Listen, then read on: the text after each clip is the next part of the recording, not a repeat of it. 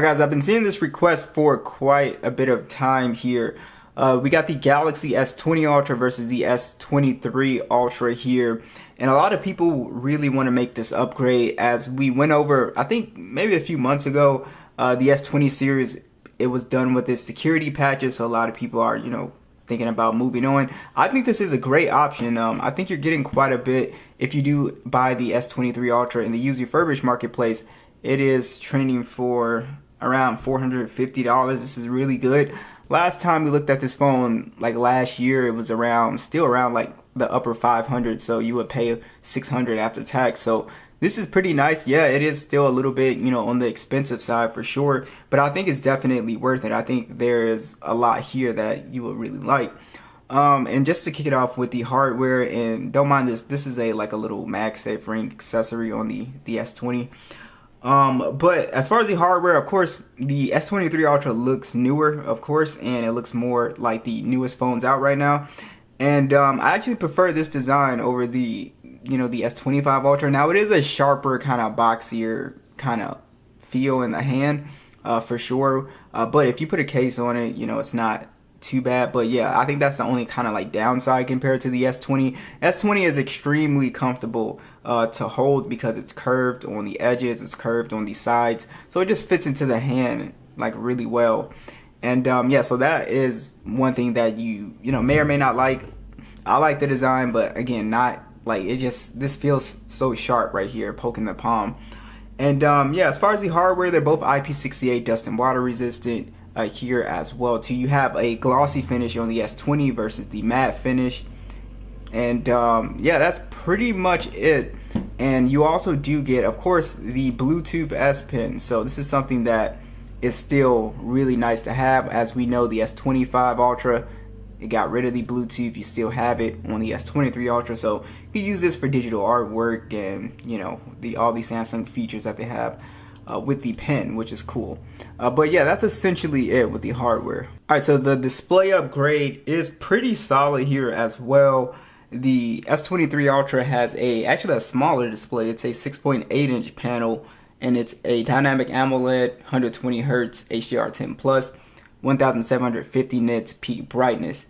Now it is a 1440p panel and 500 for the PPI. You have the Victus 2 glass on here, and it is also a curved display. The S20 Ultra does have a 6.9-inch display. It's dynamic AMOLED as well, 120 Hz HDR10 Plus, 1400 nits peak brightness. So you are going to get a brighter panel if you're outdoors. And then it is also 1440p 511 for the PPI. The issue with the S20's display is that you can only run the 120 Hz at 1080p, so you're going to have to downgrade the resolution. With the S23 Ultra, you do not have to do that, so you can enjoy, the 2K content and still use your 120 Hz, right? So that is probably the main benefit. Again, with the overall shape, as you guys can see, the shape is a lot different here, right? The S23 is a little bit more boxy. The S20 is not, but the S20 again is easier to manage for people like me. You have like smaller hands. It's more comfortable and easier to manage. So that is one thing that I really like. That's like the first thing I noticed when I upgraded from my S21 Ultra, which has a similar display, to this more boxy shape. It's just it's just not as comfortable. But yeah, so that is one thing to note. But the S20 still looks great. The colors look great. But of course, yeah, the S23 Ultra is gonna have the better panels. The bezels are gonna be a little bit slimmer as well, and it's not even really by that much, as you guys can see. It's not crazy. If you guys can see that, which is pretty nice. The S20 still has some pretty thin bezels actually.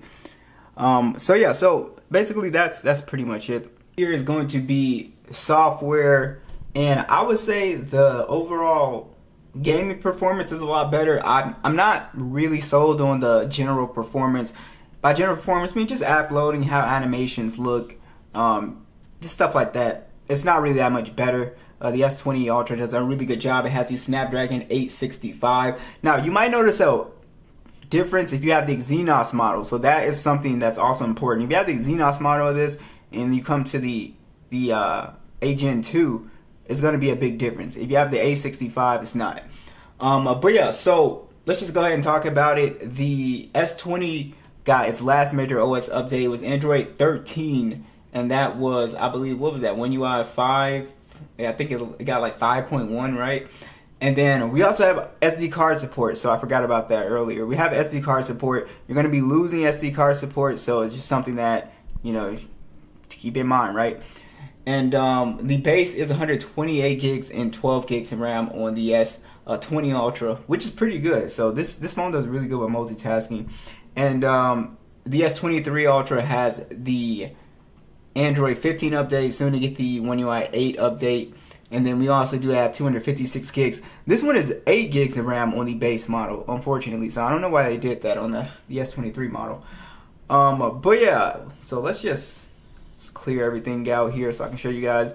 General performance, yeah, the One UI 7 animations are going to be a little bit better, a little bit smoother. But I'm telling you, if you don't put the phones side by side, there's no way that you could like actually tell the difference between these two phones when it comes to speed. It's just not there. But yeah, the One UI 7 animations, they're a lot smoother, and I would say smoother consistently.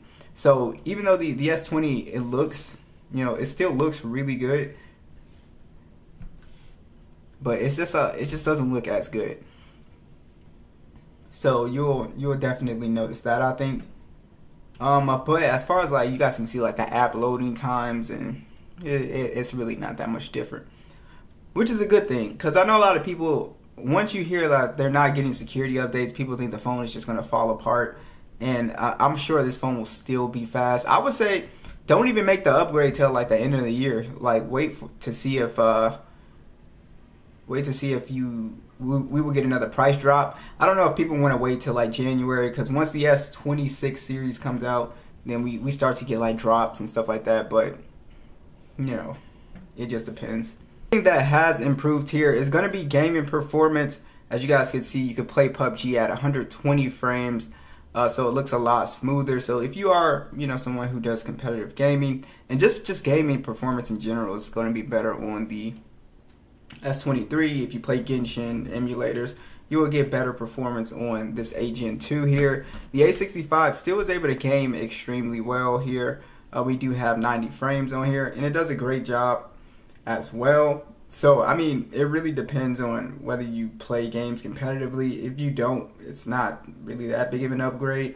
And again, it does matter if you're coming from like a Snapdragon or the Exynos.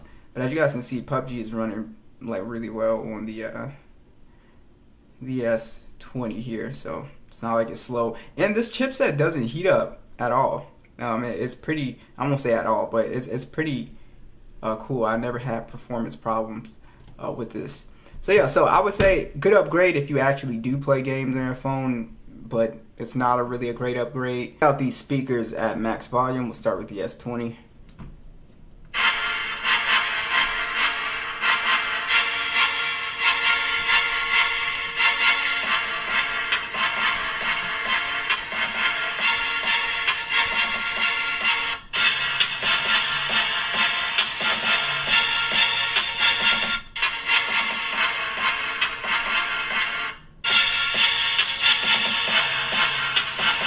So overall, the speakers are actually a pretty solid upgrade on the S23.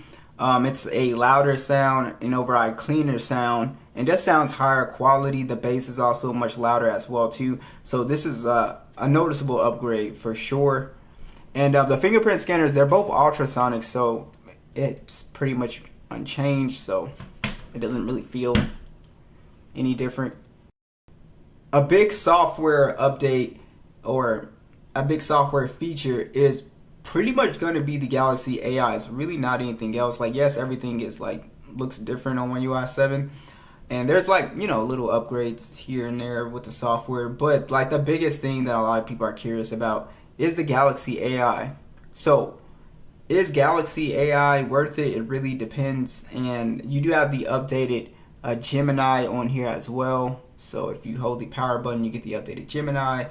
You get the circle to search as well too, and yeah, you get call assist, writing assist, the interpreter, transcript, photo assist, the drawing assist, and stuff like that. It's stuff that I don't personally use myself. I've never like felt the need to use any of the AI features. The object eraser is a pretty cool feature if someone's like in a photo or something like that, and you want to move them out of the way or something like that, so you can just hit the little AI button and you can do the object eraser thing. But besides that, guys, I mean, that's pretty much it. I mean, that if you find these interesting, then that's another reason to potentially upgrade, right? Cameras are going to be probably the biggest reason a lot of people upgrade. The S23 Ultra has a 200 megapixel standard 10 megapixel telephoto. This is a 3 times, and then you have another periscope telephoto lens that it does 10 times optical zoom. That's also 10 megapixels. Then a 12 megapixel ultra wide, AK 24 and 30, and then we also have a 12 megapixel selfie that shoots in 4K 60. The S20 has a 108 megapixel standard, 48 megapixel periscope telephoto. This is a 4 times, but it's set default like 5 times, but it's actually a 4 times. You also do have on here all the way up to 100 times zoom as well too. So this was the first phone to do the 100 times zoom thing. The S23 of course can do it as well. And then we also do have 12 megapixel ultra wide camera, a 0.3 depth sensor, AK 24, 40 megapixel selfie, and that shoots in 4K 60 as well.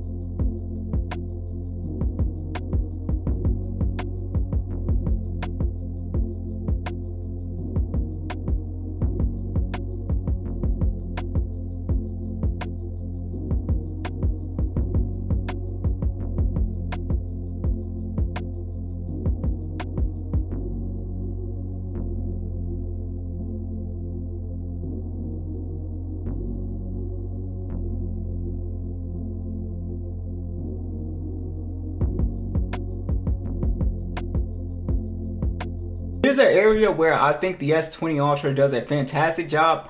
The battery difference. My S20 Ultra has very good battery life. It's always had very good battery life. I did a battery drain test with this phone. It did a fantastic job.